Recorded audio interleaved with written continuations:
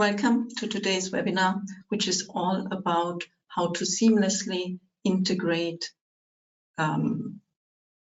third-party systems into CELUM. Before we start, let me just inform you that this session will be recorded and that we will send you the recording in the upcoming days. If you have any questions for our expert, please write them down in the GoToWebinar question field on the right-hand side of your monitor. We will answer as many questions as possible after the presentation.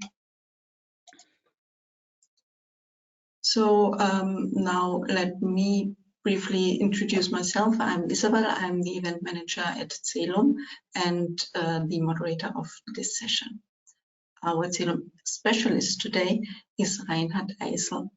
He is head of product management at CELUM, and hence he knows everything there is about our products.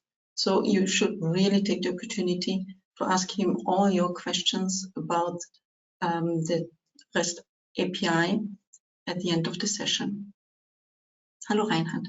Thank you for taking the time to introduce and to explain the new CELUM REST API.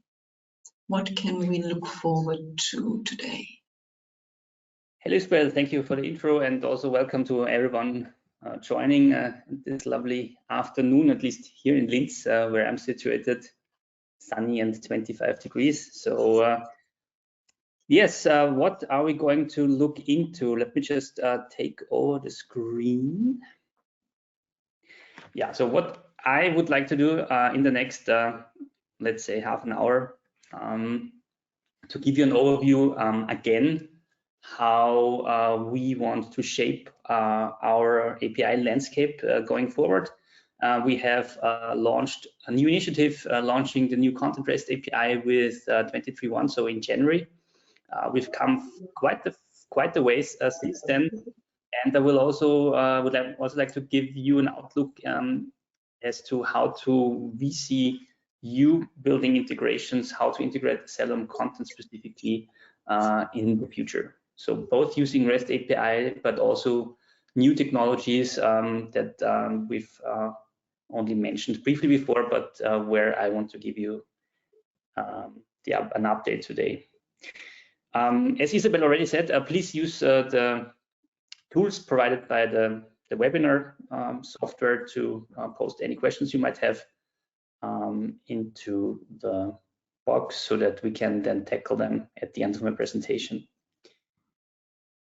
Okay, I want to start with obviously the CELUM Content REST API. Just a brief reiteration of why we're doing this. And if you've been doing CELUM projects for some while, you will know this because before 23.1, before the launch of the Content REST API, there was a kind of fragmented landscape of legacy APIs. There was a SOAP API, Asset Selector, Backstage, the fully fledged JDK, Java SDK, the legacy Cora, another thing, the first try we did with a REST API, which wasn't that successful. Nova integrations, so Frontend, and the asset picker. So as you can see, a lot of different technologies, a lot of different approaches, catering to different use cases, to be honest, but not really something that's comfortable, maintaining, and obviously not comfortable knowing about, training for, and knowing what to use when. So this is why we launched the Content REST API, the new REST API, which will be the main technology to use for integrations and extensions going forward, which is a unified modern RESTful API with full create, update, delete support for objects within CELUM content. It also allows for modern state-of-the-art authentication technologies using OAuth 2.0. the API can be versioned. So far we are at version 1, but if need be, we can also version it for safeguarding the stability over releases of content if we add or features. But for you, the integration partners and customers wanting to do integrations, obviously, one of the main benefits is no longer needing a full Java extension for building an integration with the SDK, but to be able to use modern web technology like REST API. As we'll see also in a second, it comes with its own little sandbox that also serves as the API reference. So you can immediately try out requests and see what the responses are, which allows in turn for easy onboarding of developers. So I think that's a host of good arguments and benefits of pursuing the single API approach going forward. Talking about onboarding and documentation. So let's have a brief look at how this looks like. So first and foremost, obviously, there's as your entry point, there is the overview and generic documentation, like the principles it's working on, how to set up a client and stuff like that with our self-service portal, community CELUM.com, which then also points you to the actual API reference and sandbox environment, which is built using Swagger UI. If you have a recent content instance running on your premises or in your private cloud, or access to any more recent releases, as I said, since 23.1, each content version shipped with that version of the REST API already, so you will have this URL on your instance. You can just call up the sandbox.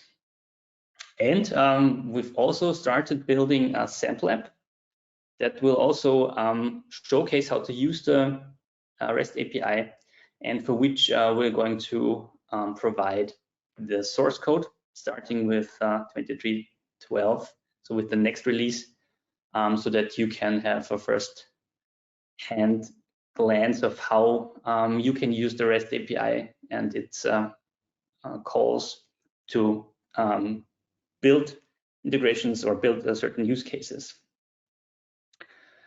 Okay, so then let's have a short look at that. As I said, so on the community self-help portal, you'll find this generic introduction to the API, functionality overview, and how to set it up.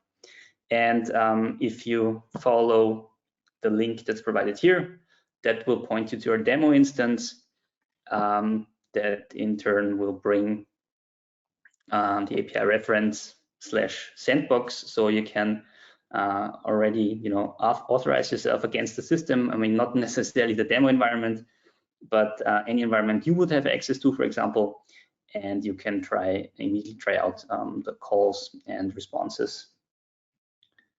More on the scope that's provided for different versions in a second. So this here is a fairly recent one of system. Obviously, this is the 23.5 of our demo environment.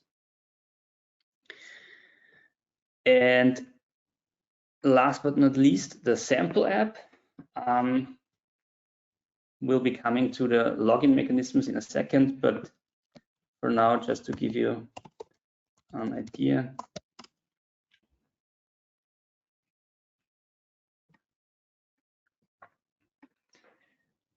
So this sample app is already built using exclusively the REST API as a Spring Boot application, a very simple application that just showcases the capabilities. So you've seen an asset list. I can bring up asset detail page, obviously visually, right? Styling wise, there's stuff that could be improved, but this is more about the functionality. And you can already see everything that you already can do with the REST API, like add version, add a public URL, download, update metadata is something that's development is ongoing, log and delete, and you can get the previews and versions, asset relations, and so on. So that already gives a glimpse of what's already possible with the REST API. And as I said, the whole source code for this will become available with the next release 2312 in December.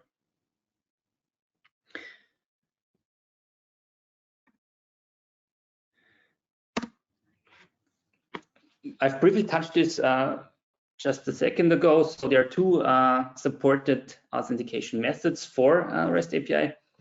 The preferred one is OAuth, but there is also support for a basic authentication mode that needs to be enabled. Basic authentication basically is just locally managed users, so users' accounts created and managed directly within CELUM Content. Username and password, and the protection of the credentials here is purely by transport layer security. So that's the basic authentication, but there obviously also is the preferred way of doing it, currently supported with and tested with Microsoft Entra ID, formerly known as Azure Active Directory, and the matching here is against the user's email address that triggers the application against the identity provider. In test systems or legacy systems, the one thing that you need to take care about here is that you don't have conflicting email addresses. So email addresses should be unique in your system. Having said that we support Microsoft Entra ID, there's a plan to test and verify Okta next. We'll see whether we can manage with 2312, but that's definitely something that's in the backlog that we want to do. I mean, OAuth is a standard, right? Still, we want to make sure that we know that it works and it's also documented. In principle, obviously, OAuth should work with any identity provider that supports the standard. As I said, we've tested and verified it with Microsoft Entra ID first. Okay, we've already mentioned that we started with the REST API actually last year and shipped the first increment or the initial scope with 2021 in February. We've built on that in May, beginning of June, and the second increment would come with 2312. So what you can do with it depends a bit on the release, as you've seen here, but I hope that most of you are on the most recent one. Just to give you an idea, I mean, the sample app, as you've already seen, shows pretty well how far we've come, but the initial scope was to facilitate the launch of the mobile app. So you can see that there are already real-life applications working against the API. That were basic actions, create, so upload assets, navigate the node tree, show an asset list, simple searching, downloading, and so on. So everything that we needed to build and launch the mobile application. With the May release, we added additional capabilities. Again, we have a real-life use case that will soon be launched using the REST API in that scope, which is going to be the extension integration that our partner CI Hub is building or is providing for Adobe, Creative Cloud, and Microsoft Office. They're in the process of migrating their integration that they've done using the SOAP API over to the REST API, and our QA is already in the process of testing the first shipments. So that's coming soon. And again, real world application that's already going to be using the API in the scope of the 23.5. And looking ahead at December, there's this second increment, mostly having to do with enabling use cases around compound objects and placeholder assets, features that we launched with 23.5 in the UI there. Public URLs, create, update, delete, update asset metadata improvements, and also asset move links. So these kind of things, and some initial capabilities around querying and setting role assignments and querying users in groups. And of course, development will not stop there. So we will continue releasing increments, adding more capabilities. Currently, we're looking at a release, the first release in 2024, probably going on to be around end of the first quarter, so 24.3 or 4, looking at that kind of range. And with that, we really want to be in a position to have 90–95% of the SOAP API covered, which means basically feature completeness, in regards to what the SOAP API allowed you to do via the interface. Okay, so obviously so far we've only talked about backend integration, so things that where you want to update assets from a remote system, you want to download assets and search assets. But what we've not talked about is how this will also affect building front-end integrations going forward, right? So for extending the front end, that is still something we want to allow integration partners and customers going forward. It's just going to be a bit different. Not so much in that the Nova API itself changes, but the deployment model of these extensions will change. With starting also with 23.12 in December, we've going to ship with an updated plugin builder that will already configure your front-end extensions in a way that it works with the new auto registration mechanism, where each custom front-end extension automatically registers with the Nova front end and is shipped to the clients. In terms of deployment model, what we want to see going forward is that code and resources for front-end extensions are no longer shipped by from within the context of the CELUM Content app server, but from their separate and own web service.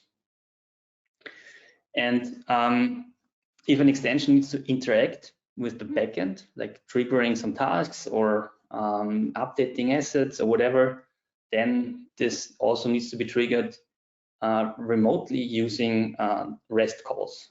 Because going forward, what we no longer want to see, and this we'll come to that also in a second, is using is people using the Java SDK for integrations and extensions for new projects going forward.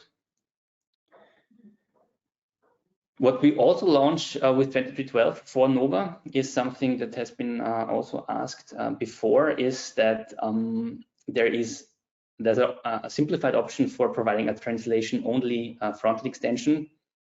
So basically no code, only messages that will simply load at the very end of the plugin chain to make sure that correct labels, so that the labels that they define in translation are basically global and override any other existing matching labels. So I talked about that front-end extensions are, or the code and the resources are going to be shipped by external web services. And in principle, we can think of it like this, where currently the deployment model dictates that you have an extension developed, for example, using the Java SDK and some front-end custom code that is packed into a jar file and deployed together here on our app server and shipped to all clients. Going forward, we want to separate that because obviously the Java SDK deployment model is no longer a viable one, looking at the host of content instances that we're currently operating for our customers. So the only thing that remains within or on the app server is a textual or JSON plugin descriptor file that describes the extension point and where to find the sources or the code for it and the resources by external URL. Of course, there can be more than one plugin descriptor file. So if there are more extensions, then these plugin descriptors are collected. And basically, this is then used to fetch the custom front-end code from the third-party service, and it's done by the user's browser, basically. And if there are interactions that are required by this plugin, then here a backend component, we need to call up the content app using the REST API.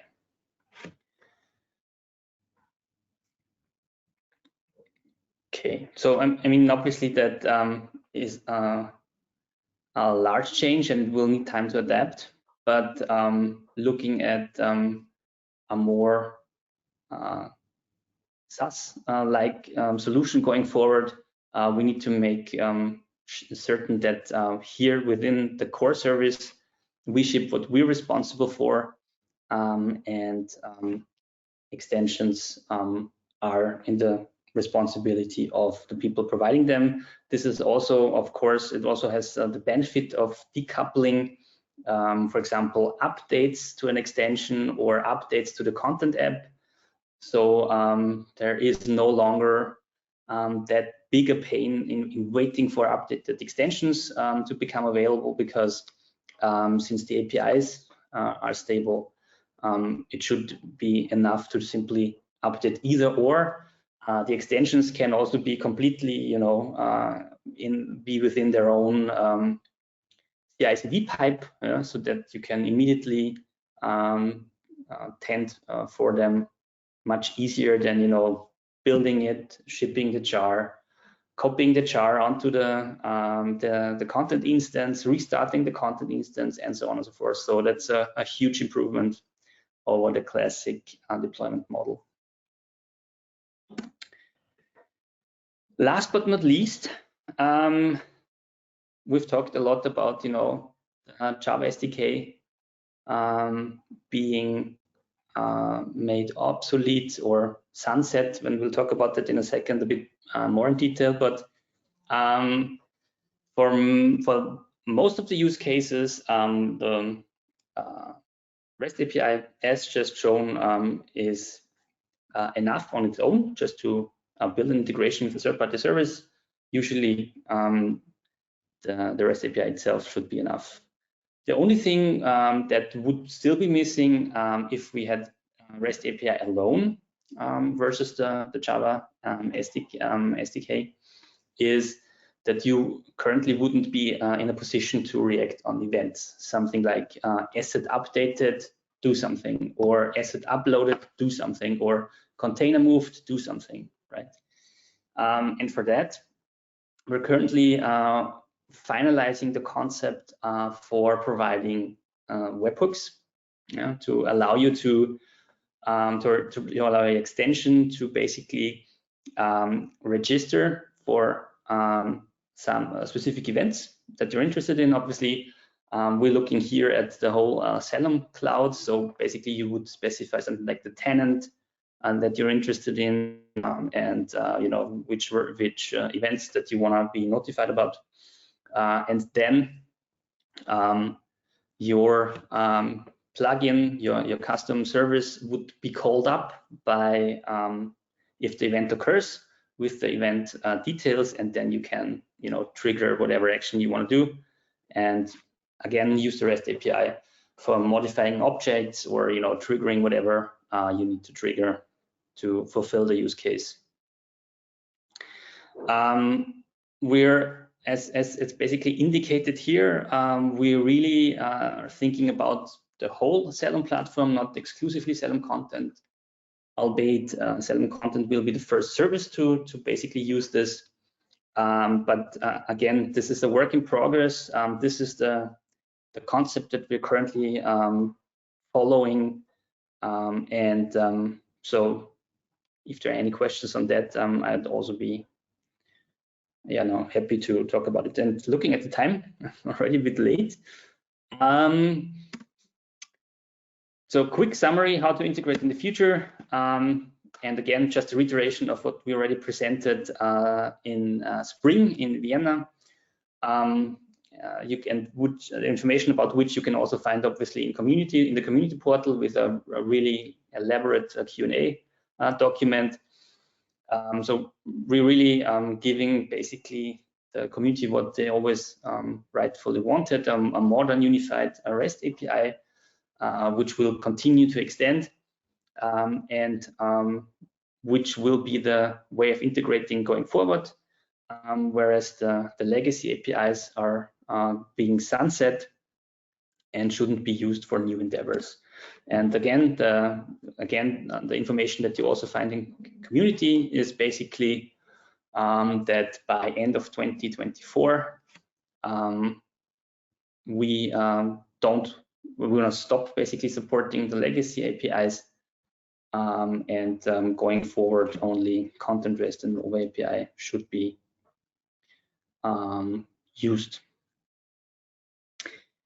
Okay. Yeah, we talked about that. So while it says thank you here, this would be the time to go through the questions. Exactly. Thank you very much, Reini. We have got a couple of questions. I'll start by reading the first one. Are these APIs also based on OData REST protocol? No. The new the Content REST API is completely is not OData basically, and yeah, it's just a normal RESTful interface and not based on the OData standard. Okay. How does it impact the asset picker and smart views? Very good question. That's something that we've planned for next year, that we want to migrate asset picker over to the new REST API. Yeah. As you've seen with the sample app, more or less, oh, okay, locked out. Everything that we need for that is more or less already there. With smart views, that's something we need to look into, because obviously with our portalization, with the CELUM experiences, we have a superior other way of doing content portals. But for the integration part, where you need the picker in an application like a web CMS or something, that's something we want to migrate. Okay. Is there any REST API which can download images by defining runtime parameters on download format? That's a good question again. that is something that we want to do next year. Currently not. Currently, the REST API is being built, supporting download formats and everything, like also the patterns that you're used to when working with CELUM content. But on the fly, conversion just based on runtime parameters, that's certainly in a backlog. Yes. Mm-hmm. And then there's another one. We are upgrading our CELUM version from 5.13.2 to 23.1. Can we use these REST APIs to upload assets into Content Hub? Yes. That's easy. That was a short quick. Yes, they were wonderful. That was, sorry, another. Oh, is that another? Hang on a second. No, that was the last one. Thank you very much for answering the questions. Can I just ask you to give a very, very short reminder what version is necessary to use the REST API and what the biggest advantage of it is?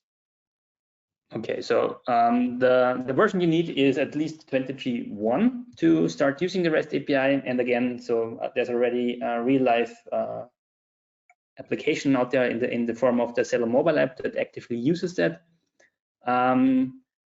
But of course, the higher CELUM version you have, the more capabilities are already shipped with the CELUM REST API. And the main benefit, the biggest benefit, is basically it's the modern unified API versus all the legacy API jungle that we had before, that you rightfully always wanted, with easy onboarding using a sandbox, API reference, and the commitment by us. And as you've seen, the things that we already can do is quite huge, to extend it in a way that this is the way to integrate in the future. Perfect. Thank you very much for the summary.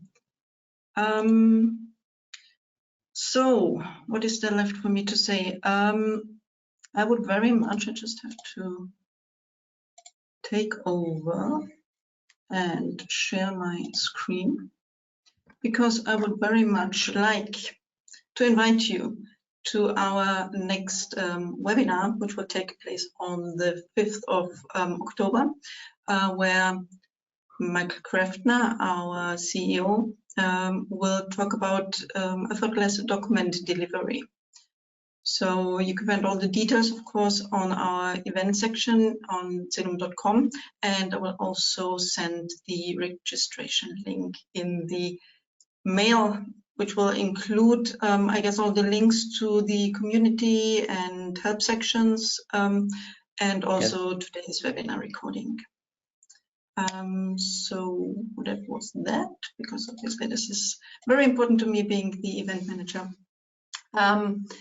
If you have any further questions related to the REST API, please send them to us, and I'm quite sure Reinhard is willingly going to answer them in written form. And I would like to thank you, Reinhard, again for this highly informative session, and thank you very much, the guests, for your interest and your time. And I wish you a lovely day and hope to see you again, maybe on the 5th of October. Thanks for joining. Bye. Bye-bye.